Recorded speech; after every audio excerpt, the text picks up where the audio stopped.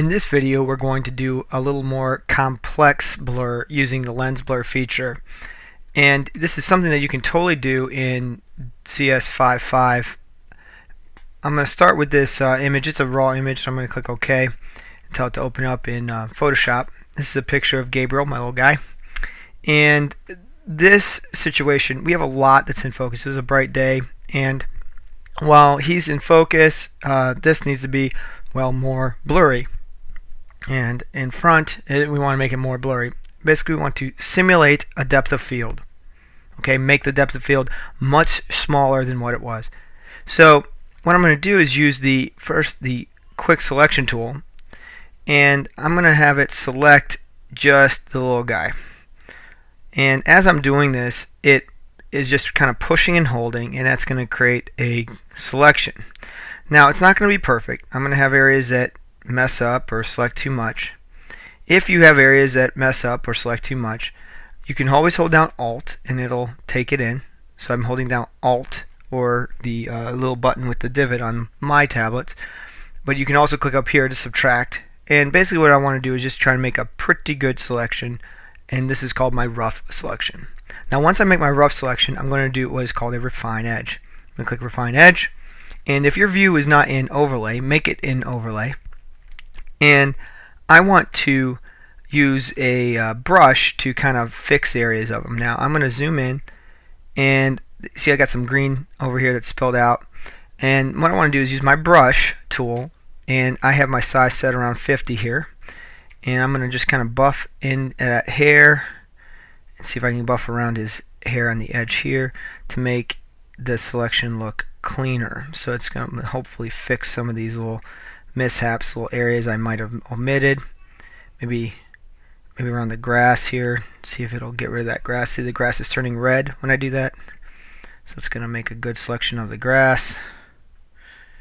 And back up the side here where I missed some of his stripes. And do it in small sections. It's much easier. Also, you can step backward if you miss one. And there you go. If you accidentally did too much and part of him is disappearing, you can also put this in eraser mode, and it'll erase that adjustment. So I could erase this adjustment up here on his top of his head, and that green's coming back. I'm going to fix that, put it back here. Alright, so anyway, when you're done, we want it to just return the selection. Okay, so tell it to just output to the selection and click OK. So great, we refined it. Now what? Well, we want to save this selection. So if we say select and save selection, it's going to save it as a new channel. We're going to call it figure. So here's the figure. Now I have my rulers up on my screen. That's because I want to mark where he's sitting. Now I'm going to deselect before I do this and make sure my ruler's up. If not, just go to view and tell rulers to be up. And then drag your mouse down from the ruler, and I'm going to put a line down near his Pompey. And anyway, there's a line there. And this is going to be the line at which I want to make the blur mask. So now I'm going to go to channels, and I have my figure. I'm going to add a new channel. We're going to rename it. We're going to call it depth map. And the depth map, I want to be a gradient. So I'm going to switch to my gradient tool. I'll make sure it's on tube mode. And I think I want to have it on reverse. And I'm going to click in the middle here, right on that line, and I'm going to hold upwards and hold shift so I get a straight line no matter where I put my mouse. And let's see how that does. Didn't really do too good on that. Let's try it again. Alright. Nope, it's too big. I think I want to reverse that.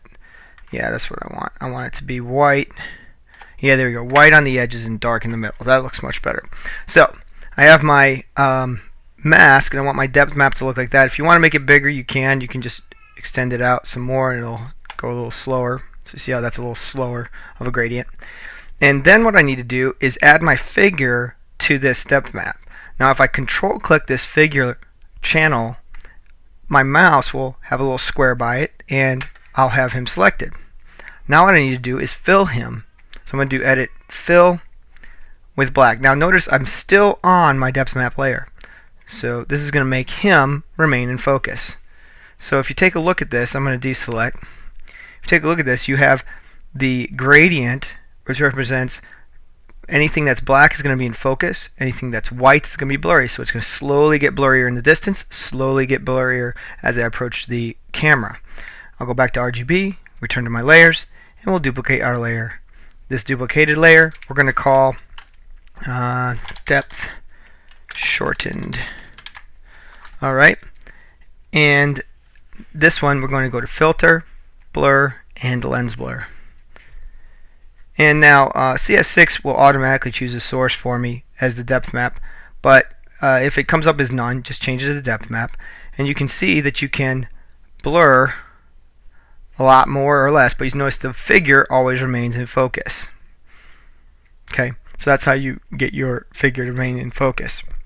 You can make some specular highlights by adjusting the threshold here.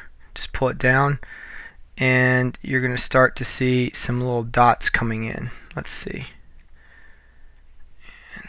Yeah, you see how the dots are starting to come in as I adjust these. So anyway, you can play with those to make it look like it's got some lights coming through with the blurriness. I'm going to leave mine at where it was. And anyway, you can change the focal distance and kind of see how this thing's working. See, when I change it here, he becomes blurry, and this is blurry as well. So it kind of looks weird when you change the focal distance. Having the black be in focus and the white being blurry ends up making it work the way this does. So when you have a figure that you want to have in front blurry and behind blurry, you want to make sure your blurry focal distance is 0. So make sure that that's 0. And then we're going to go ahead and click OK, and we'll take a look at our picture.